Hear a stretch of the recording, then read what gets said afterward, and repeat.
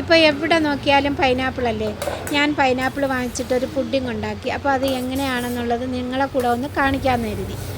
അപ്പോൾ ഒരു പൈനാപ്പിളിൻ്റെ കാൽഭാഗം പൈനാപ്പിൾ ഇതേപോലെ ഒന്ന് കട്ട് ചെയ്തെടുത്തിട്ടുണ്ട്. അതിലേക്ക് അരക്കപ്പ് വെള്ളവും 1/4 കപ്പ് പഞ്ചസാരയും ചേർത്ത് നല്ലതുപോലെ ഒന്ന് തിളപ്പിച്ച് വേവിച്ചെടുക്കണം. അപ്പോൾ തിളച്ചതിന് ശേഷം ഒരു 3 മിനിറ്റെങ്കിലും ഇത് അടുപ്പിലിരുന്ന് വേവണം. ശേഷം ഇറക്കി വെച്ച് തണുത്ത് കഴിയുമ്പോൾ നമുക്കിതൊന്ന് പൾപ്പാക്കി എടുക്കാം. ഇനി വേണ്ടത് ഒരു 1.5 കപ്പ് പാലും 3 സ്പൂണ് കസ്റ്റാർഡ് പൗഡറുമാണ്. അപ്പം 1.5 കപ്പ് പാലിൽ നിന്ന് 1/4 കപ്പ് പാല് മാറ്റി വെച്ചിട്ട് ഇത് ബാക്കി പാല് ഞാനൊന്ന് ചൂടാക്കാനായിട്ട് അടുപ്പിൽ വയ്ക്കുന്നുണ്ട്. ഇനി 3 സ്പൂണ് കസ്റ്റാർഡ് പൗഡർ എടുത്തതിലേക്ക് നമ്മൾ മാറ്റി വെച്ച 1/4 കപ്പ് പാല് ചേർത്ത് ഒന്ന് ഇളക്കി കട്ടയില്ലാതെ ഇതേപോലെ കലക്കിയത് ചൂടായ പാലിലേക്ക് ചേർത്ത് കൈവിടാതെ ഇളക്കി യോജിപ്പിച്ച് എടുക്കണം. ഇനി ഇതാ ഈ ഒരു പരുവത്തിൽ കുറുകി വരുമ്പോൾ അടുപ്പിൽ നിന്ന് ഇറക്കി തണുക്കാനായിട്ട് വയ്ക്കാം. തണുത്ത് കഴിയുമ്പോൾ കുറച്ചുകൂടി ഇത് കട്ടിയിൽ കിട്ടും.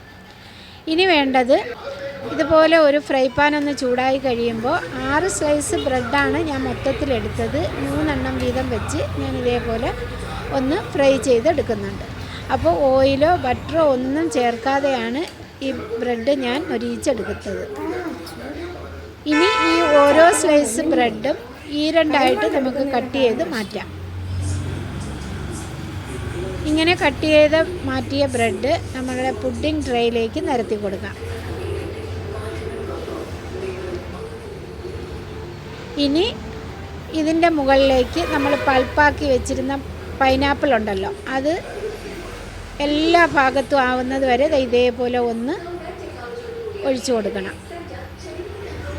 എല്ലാ ഭാഗത്തും ഒരേപോലെ ആയതിനു ശേഷം നമ്മൾ കാച്ചി വെച്ചിരുന്ന കസ്റ്റാർഡിൻ്റെ കൂട്ടും കൂടി ഇതിൻ്റെ മുകളിൽ ഒഴിച്ചു കൊടുക്കാം. അപ്പോൾ ബ്രെഡെല്ലാം ഒന്ന് കവറാവുന്ന രീതിയിൽ നമുക്കിത് സെറ്റ് ചെയ്ത് കൊടുക്കണം. ചെറിയ ട്രേ ആണെങ്കിൽ നമുക്കിത് 2 ലെയറായിട്ടും ചെയ്യാം. ഇത് തണുത്തതിന് ശേഷം ഫ്രിഡ്ജിൽ വെച്ചിരുന്ന് ഒന്നുകൂടി ഒന്ന് തണുപ്പിച്ച് സെറ്റാക്കി എടുക്കാം. ഒരു 2 മണിക്കൂറൊക്കെ കഴിയുമ്പോൾ നല്ല അടിപൊളിയായിട്ടുള്ള ബ്രെഡ് പുഡിംഗ് റെഡിയായി കിട്ടും. അപ്പോൾ കുട്ടികളൊക്കെ തീർച്ചയായിട്ടും ഇഷ്ടപ്പെട്ട് കഴിക്കും. വലിയ അലങ്കാരപ്പണികളൊന്നും ഇല്ലാത്ത സിമ്പിളായിട്ടുള്ള ബ്രെഡ് പുഡിങ്ങാണിത്. അപ്പോൾ നിങ്ങൾ തീർച്ചയായിട്ടും ട്രൈ ചെയ്ത് നോക്കണേ. ഇഷ്ടപ്പെട്ടാൽ ലൈക്ക് ചെയ്യണം, ഷെയർ ചെയ്യണം. സബ്സ്ക്രൈബ് ചെയ്യാത്തവരൊന്ന് സബ്സ്ക്രൈബ് ചെയ്ത് സപ്പോർട്ട് ചെയ്യണേ.